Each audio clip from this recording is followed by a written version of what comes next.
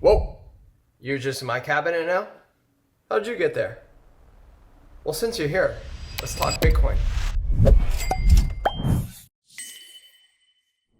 I know that intro was a little corny, but we're just gonna roll with it. Imagine a world where money couldn't just be printed into oblivion. Fake green pieces of paper with dead presidents on them can't just be made up out of nowhere anymore. Where your hard-earned savings aren't slowly dying due to inflation. And where you don't need a bank's permission to access your own wealth. Well, that world is becoming more and more possible today because of Bitcoin. Bitcoin is not just some risky internet asset or some tech bro investment anymore. This is gonna sound crazy, but it's a financial revolution. One that is literally going to change the world and how we view money. And today, I'm gonna break it down. So, what is Bitcoin? Bitcoin is digital money, but unlike dollars or euros, nobody controls it. No CEO, no government, no bank behind it, nobody. It runs on a network of computers all around the world that nobody can stop. It's backed by mathematics. Anybody can buy it, anybody can use it. This is what we call decentralized. Open and limited. There will only ever be 21 million Bitcoin. And a lot of those Bitcoin are already gone. If you're going to understand anything about Bitcoin, understand those two things, the scarcity and the independent control. That is what makes Bitcoin Bitcoin. There's literally never been any money in the history of mankind that has those two things. The funny thing is, fiat money, like the US dollar, literally used to be backed by gold. And now it's backed by absolutely nothing but trust. And I don't know who the hell trusts the government still. Since we left the gold standard in 1971, this is when everything changed. Now our government can print as much money as they want to.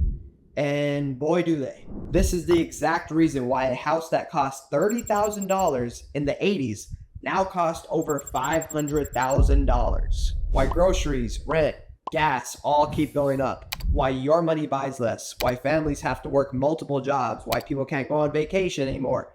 This is inflation. And inflation is a tax on the poor and middle class. It punishes savers and rewards debt. Bitcoin has a fixed supply, 21 million, that's it. It can't be printed, it can't be inflated, it can't be manipulated. It gives power back to us people. If you hold Bitcoin, no one can take it from you, no one can debase it as long as they don't have your keys.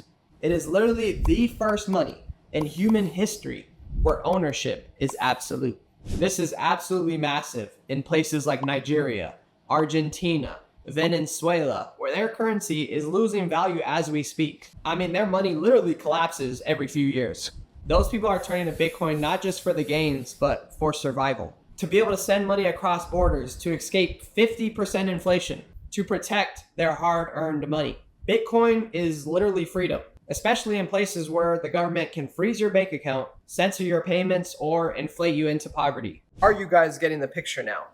Banks need your trust. Bitcoin doesn't. Banks close on the weekend. Bitcoin doesn't. Banks can freeze your payments. Bitcoin can't. It is money that works like the internet. Borderless, permissionless, and 24/7. Another big pro of Bitcoin is it's apolitical. Doesn't matter who your governor is, your president, who's running the country, none of that matters. Nobody can stop Bitcoin. But we've talked about all the pros of Bitcoin so far, right? But what are the cons? One con that a lot of people talk about is volatility. Bitcoin is volatile, but that's just what happens when you're early into something. The price is going to change a lot. That is what growth looks like. And then, of course, a lot of people say that criminals use it, but fun fact, criminals use cash more than anything. So that argument is basically dead. Of course, Bitcoin isn't perfect, but it's the best money we've ever had. I went down a deep dive about a year ago on Bitcoin for about 3 days, from morning to night.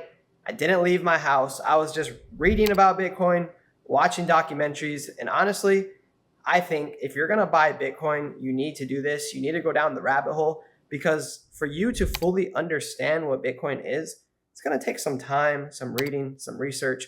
One video like this is not enough. It may help, but this is just the start. I'm just pushing you through the doorway. Now it's your world to go explore. But I guarantee you this, if you go down the rabbit hole, I'm gonna just say this. There's absolutely no way you're not gonna be a believer in Bitcoin. I don't think anyone can go down the rabbit hole, put in hours of research into what Bitcoin is, what Bitcoin does, and not want to buy some. I really don't. I think it's damn near impossible. And if you do go down the rabbit hole and you want to buy Bitcoin, you could either buy large amounts at once every few months or whatever, or now, or you could DCA in like I did. I would just buy every single week, no matter the price, I'm buying. To me, Bitcoin isn't just an investment. Honestly, it's a peaceful protest. A peaceful protest into opting out of this rigged system that has been plaguing us for years. You don't need to understand every last detail about Bitcoin. It could get super complex. I'm no professional. I would say, honestly, I'm still a beginner into this whole Bitcoin realm. But you do have to understand this. Your time is valuable, and when you hold fiat money, you are losing time. It is taking time away from you. Bitcoin is the way out. But that's enough rambling from me. I really want to know, though, you guys, what do you think about Bitcoin? What do you think about what I had to say today? Is it blasphemy? Do you agree? Is there some things that you agree, some things you don't? I want to know. Comment down below. And if you did enjoy the video, you could like, you could subscribe, you could do whatever you want. But go buy some damn Bitcoin. I'll see you guys on the next one. Peace.